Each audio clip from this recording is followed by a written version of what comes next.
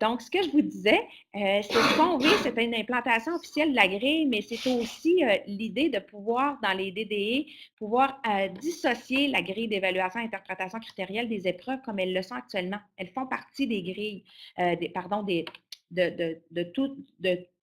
l'épreuve en elle-même, de tous les outils que vous avez pour corriger.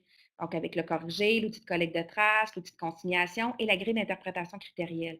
Et là, l'idée, c'était d'en venir à pouvoir dissocier la grille d'évaluation interprétation critérielle de tout ce bagage que vous avez lorsque vous devez présenter une épreuve à un adulte. Donc, ce qu'on vise, c'est une implantation officielle en juin, mais ce qu'on vous propose, c'est un outil prototype qui a pour viser justement que vous le testiez de votre côté, voir si vous le préféreriez. Donc, le mandat de ce matin, c'est de vous le présenter pour que vous puissiez voir un petit peu, est-ce que ça vous aide davantage? Les principaux changements ne sont pas dans ce qui est en haut. Ce qui est ici a pratiquement peu changé. Sinon, peut-être d'élaguer un petit peu, mais ça demeure quasi la même chose. Ce qui a changé, c'est ce qui est en parenthèse et ce qu'on a mis ici en italique. Je vous répète, écrire des choses en italique ou entre parenthèses, c'est pénible parce qu'on doit prendre en compte tous les cas de figure. Et ce que j'aimerais, ça c'est Mélanie qui le dit, même si je sais que je n'ai pas le droit, mais je le dis quand même, moi j'aimerais ça que les italiques partent, qu'ils n'existent plus, qu'un enseignant puisse se fier à son bon jugement et pouvoir utiliser uniquement ce qui est dans la partie qui est en haut, là, ici, tout ce qui est là. J'aimerais ça qu'on n'ait plus besoin de se servir des italiques. Mais comme c'est un outil aussi qu'on doit s'approprier, donc là, on a essayé de les écrire de manière à, je vous explique le raisonnement, quand quelqu'un ne fait pas une tâche, on veut que les italiques en rendent compte sans penser à baisser d'une cote, on ne veut plus gérer le tout. Donc, vous voyez que la stratégie pour les critères 1.1 et 1.2, ce que je vous propose, c'est pour toutes les tâches qui arrivent ici. Donc, comme on a pour toutes les tâches, pour les critères liés aux stratégies, dès qu'un adulte ne réalise pas une tâche, ne la fait pas par manque de temps, peu importe les raisons, nous, on ne s'immisce pas dans les raisons, mais on ne voudrait pas que cet élève-là, qui n'a pas réussi à attaquer une tâche, ait plus haut que bien dans les stratégies de résolution. Ça, c'est le premier élément qui a conduit à cette modification-là.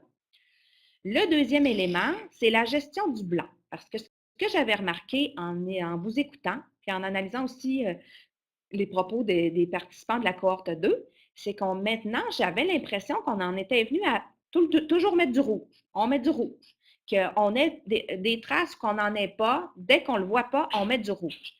Et là, personnellement, pour la Mélanie qui aime le potentiel de la rétroaction et qui pourrait, elle, intervenir sur un adulte qui a peu de stratégies dans son sac et intervenir sur un élève qui a des stratégies, mais qui les mobilise bien, mal, pardon, et non bien, qui les mobilise mal, pour moi, ce n'est pas le même genre de rétroaction. Lorsque j'ai accompagné un adulte, pour moi, si j'avais à l'imaginer, bien, intervenir sur quelqu'un qui a peu de stratégies, je dois d'abord lui enseigner ces stratégies-là, les introduire de manière à ce qu'il soit conscient qu'il y a des stratégies particulières pour attaquer les problèmes. Ça, c'est une chose. Mais j'ai peut-être un adulte qui les connaît, les stratégies, mais qui ne les applique pas bien. Donc, par exemple, je prends toujours mon cas en modélisation algèbre, étudier la variation des écarts. Ce n'est pas rare dans les copies que vous nous avez présentées de voir des élèves qui étudient la variation des écarts, mais ils le font un peu n'importe comment. On voit des plus 1, plus 1, plus 2, plus 1, plus 2. On voit les petites flèches qui nous montrent les écarts, mais ça a servi strictement à rien parce qu'ils ne comparent pas les taux ou encore ils ne s'intéressent pas à voir si c'est un facteur multiplicatif qui est présent lorsqu'on augmente de 1 dans la variable indépendante. Tout ce travail-là nous donne l'impression qu'on a laissé des traces pour étudier la variation des écarts, mais sans plus. Donc, mais là, c'est un bon poids, par exemple. C'est que oui, tu as mobilisé une stratégie, mais je te mettrais jaune parce que tu l'appliques mal. Donc, pour moi, ce n'est pas du même ordre de grandeur qu'un élève qui a peu de stratégie. Et moi, quand je vois sur 3 tâches beaucoup de blanc dans la section des stratégies, bien, je trouve que c'est aussi parlant que du rouge. Et je ne voulais pas perdre ce levier-là. Donc, c'est pour ça que vous voyez dans les critères l'autre élément intéressant. En tout cas, pour moi, ça l'est, on verra pour vous. Les énoncés sont tous surlignés, ça c'est dans le décodage. Puis quand on est dans la mobilisation, on dit des énoncés sont surlignés. Donc, c'est parce que ce sont des stratégies. Ça ne veut pas dire que toutes les stratégies doivent être mobilisées. Mais ce qu'on veut voir, c'est qu'il y a des stratégies qui sont mobilisées, Puis, par exemple, dans l'excellent, dans les stratégies qui sont mobilisées, est-ce qu'elles sont en vert? Est-ce qu'elles sont correctes? Si on serait dans l'excellent, si vous allez voir, par exemple, dans le bien, oui, il y a encore des énoncés qui sont surlignés. Donc, il y a des stratégies qui sont mises en place par l'adulte, mais on constate que cette fois-là, on est dans le jaune. Ils sont majoritairement dans le jaune. Il peut en avoir des verts. Donc, dans la nouvelle formulation de ce qui est en italique, on gère le nombre de tâches, on gère, pour certains, on invite à réfléchir sur des énoncés qui sont surlignés, puis parfois, ça va être tous les énoncés doivent être surlignés, comme c'est le cas quand on est dans l'application d'un raisonnement, ce qui n'est pas le cas dans les stratégies, par exemple. Donc, si je poursuis, vous allez voir que dans les faits, ça ressemble étrangement aussi à ce qu'on avait discuté. C'est simplement que ce qui est écrit dans les italiques nous aide à mieux appliquer ce qu'on vous avait suggéré déjà. Et le problème était surtout, pas tant dans le 1.1 puis le 1.2, le problème que nous avions, c'est lorsque nous allions dans le 2.2. Dans le 2.2, ce qu'on suggère, c'est que si vous regardez, c'est encore la même chose pour Excellent. Pour toutes les tâches, donc pour toutes les tâches, les énoncés sont surlignés. Les énoncés surlignés, donc il y en a qui sont surlignés, ils sont en vert et renvoient à une démarche complète. Donc, on a vraiment mis une démarche complète parce qu'on ne voulait pas que ça soit. Si vous regardez les énoncés, là, il faut que, même s'il en manque, que ça vous donne une démarche complète. Si vous avez une démarche partielle, vous descendez automatiquement. Si vous allez pour l'autre, pour toutes les tâches encore, la majorité des énoncés sont surlignés et ils sont majoritairement en vert. Et si vous allez dans le 12, c'est la majorité des tâches cette fois-là. Donc, ça, c'est la différence pour le 2.2. Et là, vous êtes donc capable de voir que pour le 2.2 aussi, on pénalise si on a une tâche en blanc. Ou on est nuancé, c'est ce qu'on avait dit lorsqu'on s'était rencontrés, notre dernier VIA plutôt, c'était dans le 2.1. Dans le 2.1, on ne passera pas à bien parce qu'on a une tâche qui n'est pas complétée. Donc, on est à excellent si pour toutes les tâches, c'est fait, mais déjà pour le très bien, on peut avoir très bien même s'il y a une tâche qui n'est pas complétée. Mon rationnel était le suivant. Si je mobilise bien les concepts et processus dans 2 tâches et que la troisième, je n'ai pas pu la faire, soit parce que je ne l'ai pas compris, soit parce que j'ai eu un manque de temps, soit parce que je n'avais pas de stratégie pour l'attaquer, bien, j'aurais peut-être été capable d'appliquer correctement les concepts si j'avais été capable de décoder ce qu'ils sont. Donc, pour moi, je verrais mal le pénaliser, le mettre à bien parce qu'il n'a pas été capable de s'approprier la situation. Donc, c'est pour ça que j'ai mis la majorité des énoncés sont surlignés. Et c'est un regard transversal. Hein? La majorité des énoncés, ce n'est pas marqué pour toutes les tâches.